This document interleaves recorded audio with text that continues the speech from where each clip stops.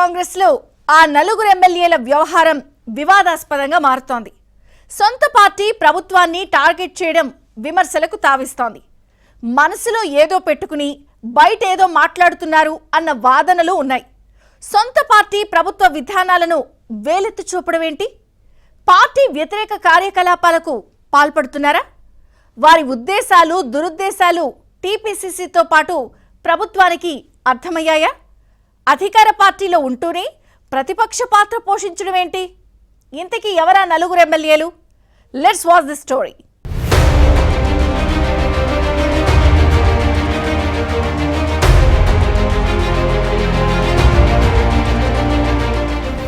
తెలంగాణ కాంగ్రెస్ లో నలుగురు ఎమ్మెల్యేల తీరుపై సొంత పార్టీ నేతలే నొచ్చుకుంటున్నారు. మహబూబ్ నగర్ శాసనసభ్యుడు ఏనం శ్రీనివాస్ రెడ్డి, జడ్చర్ల ఎమ్మెల్యే అనిరుద్ రెడ్డి, మునుగోడు నుంచి ప్రాతినిధ్యం వహిస్తున్న కోమటిరెడ్డి రాజగోపాల్ రెడ్డి, నర్సంపేట శాసనసభ్యుడు దొంది మాధవ్ రెడ్డి వ్యవహారాల్లో ఏదో తేడా కనిపిస్తోందని అంటారు. రాష్ట్రంలో కాంగ్రెస్ ప్రభుత్వం ఏర్పాటైన రోజు నుంచి వీరి ప్రవర్తన వివాదాస్పదంగానే ఉంది. సొంత సర్కార్ను టార్గెట్ చేస్తున్నారు. ప్రభుత్వ విధానాలను వేలెత్తి చూపుతూ ప్రతిపక్షాలకు ఆయుధాలను అందించడాన్ని చూస్తే వీరి హిడెన్ ఎజెండా వేరుగా ఉన్నట్టు కనిపిస్తోందన్న కామెంట్స్ వస్తున్నాయి. తాము రాష్ట్రంలో జరుగుతున్న విషయాలనే మాట్లాడుతున్నామని బయటికి చెబుతున్నా మనసులో ఏదో పెట్టుకుని మాట్లాడుతున్నారని గాంధీభవన్ వర్గాల్లో వినిపిస్తోంది. ఆ నలుగురు ఎమ్మెల్యేలు కనిపిస్తే చాలు మళ్లీ ఏ కాంట్రవర్సీ క్రియేట్ చేస్తారోనని అందరూ భయపడే పరిస్థితి ఉందంటే వీరి తీరు ఎలా ఉందో అర్థం చేసుకోవచ్చు. ఒక్క మాటలో చెప్పాలంటే ఈ నలుగురు ఎమ్మెల్యేలు స్వపక్షంలో విపక్షంగా మారారన్న విమర్శలు ఉన్నాయి.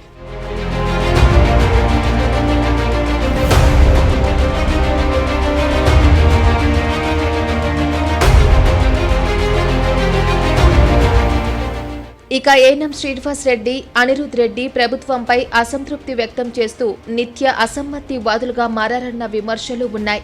అయితే ప్రజా ప్రయోజనాల కోసమే తాము పలు విషయాలపై బహిరంగంగా మాట్లాడుతున్నామంటూ వీరు చేస్తున్న కామెంట్స్ ప్రభుత్వానికి తలనొప్పిగా మారబోతున్నాయని హస్తం పార్టీలో చర్చ సాగుతోంది. ఎమ్మెల్యేల సీక్రెట్ మీటింగ్ అంటూ గతంలో ఈ ఇద్దరు చేసిన హడావిడి ఇంత అంతా కాదు. ఆ తర్వాత గచ్చిబౌలిలో ఓ భూమి వ్యవహారంలో కోర్టుకు వెళ్లడం పార్టీలో చర్చనీయాంశంగా మారింది. ఇక ఇటీవల ఏనం శ్రీనివాస్ రెడ్డి ఒక పత్రికలో రాసిన ఆర్టికల్ కాంగ్రెస్ లో చర్చకు దారితీసింది. అధికార పార్టీలో ఉంటూనే ప్రభుత్వాన్ని ప్రశ్నించినట్టుగా ఎమ్మెల్యే తీరు ఉంది.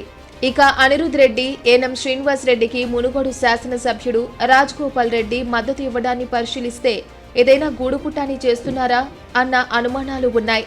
ప్రతి విషయాన్ని కొండబద్దల కొట్టినట్టు ఓపెన్ గా చెబుతున్నా ప్రభుత్వాన్ని వేలెత్తి చూపాల్సిన అవసరం ఏమొచ్చింది? దీని వెనుక ఏదైనా కుట్ర ఉందా అని చర్చించుకునేవారు లేకపోలేదు.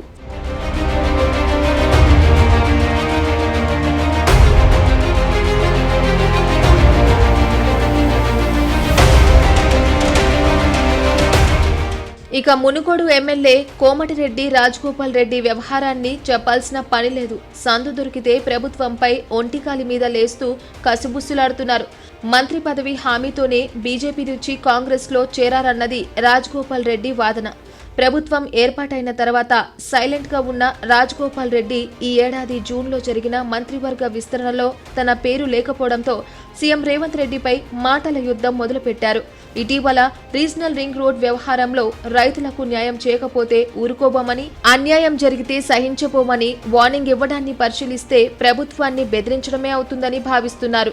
బ్లాక్మెయిల్ రాజకీయాలకు పాల్పడుతున్నారన్న విమర్శలు లేకపోలేదు. ట్రిపుల్ అలైన్మెంట్ పైన వివాదాస్పద వ్యాఖ్యలు చేసిన విషయాన్ని గుర్తుపెట్టుకోవాలి. దక్షిణ భాగం అలైన్మెంట్ మారాలంటే ముందుగా నార్త్లోనే చేంజ్ చేయాలన్నది ఈయన డిమాండ్. లేకపోతే ప్రభుత్వమే మారాలేమో అన్న కామెంట్స్తో పాలక పెద్దలు నొచ్చుకున్నారు. నాగర్ కర్నూలు జిల్లా కొల్లాపూర్ పర్యటనలో మరో 10 ఏళ్లు తానే ముఖ్యమంత్రిగా ఉంటానన్న రేవంత్ రెడ్డి ప్రకటనను ఈ ఎమ్మెల్యే తప్పుపట్టారు. ఇది కాంగ్రెస్ విధానాలకు వ్యతిరేకమని, అధిష్టానం ఆదేశానుసారం ప్రజాస్వామ్యబద్ధంగా ముఖ్యమంత్రి ఎన్నిక ఉంటుందని చెప్పడాన్ని చూస్తే రేవంత్ రెడ్డి ప్రకటనకు రాజగోపాల్ రెడ్డి కౌంటర్ ఇచ్చినట్టు అయింది.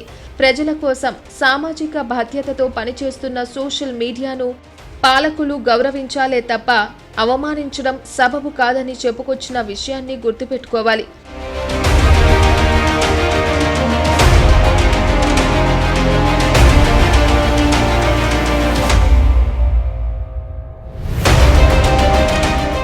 ఇక నల్గొండ జిల్లా సంస్థాన్ నారాయణపురం మండలం లచ్చమ్మగూడెం విద్యుత్ సబ్ స్టేషన్ ప్రారంభోత్సవంలో రాజగోపాల్ రెడ్డి కాస్త డిఫరెంట్గా కామెంట్స్ చేశారు. తాను ఏది మాట్లాడినా మంత్రి పదవి రాలేదన్న అంశంతోనే ముడి పెడుతున్నారంటూ ఒకంత ఆవేదన వ్యక్తం చేసిన విషయాన్ని గుర్తుపెట్టుకోవాలి. మునుగోడు నియోజకవర్గ అభివృద్ధి, ప్రజల సంక్షేమం కోసమే పనిచేస్తున్నానని, పదవుల కోసం దిగజారే వ్యక్తిత్వం తనది కాదన్న వాదాన్ని వినిపించడాన్ని పరిశీలించిన వారు రాజగోపాల్ రెడ్డిలో పెరిగిన అసహనానికి నిదర్శనమంటారు. కాంగ్రెస్లో ఉంటూ పార్టీ నేతలను, అందున ముఖ్యమంత్రిని విమర్శించడం అంటే క్రమశిక్షణను ఉల్లంఘించడమే అవుతుందని అంటారు.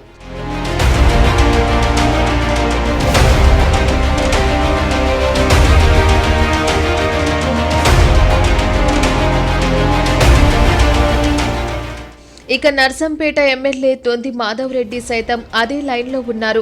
కాంగ్రెస్ ప్రభుత్వం ఏర్పాటు తర్వాత ఒక్కసారి కూడా ముఖ్యమంత్రిని కలవలేదంటే పరిస్థితి ఎలా ఉందో అర్థం చేసుకోవచ్చు. డోంట్ కేర్ అన్నట్టుగానే వ్యవహరిస్తున్నారన్న వాదనలు ఉన్నాయి. 2014 ఎన్నికల్లో బీఆర్ఎస్ హవాలోనూ ఇండిపెండెంట్ ఎమ్మెల్యేగా గెలిచిన దొంది మాధవ్ రెడ్డి ప్రతిపక్ష కాంగ్రెస్లో చేరి అందరినీ ఆశ్చర్యానికి గురి చేశారు.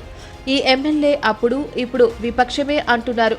అధికార పార్టీలో ఉంటూనే ప్రభుత్వానికి వ్యతిరేకంగా మాట్లాడుతున్న ఏఎన్ఎం శ్రీనివాస్ రెడ్డి, అనిరుద్ రెడ్డి, కోమటిరెడ్డి రాజగోపాల్ రెడ్డి, దొంది మాధవరెడ్డిని టీపీసీసీ ఎలా సెట్ చేస్తుందో చూడాలి.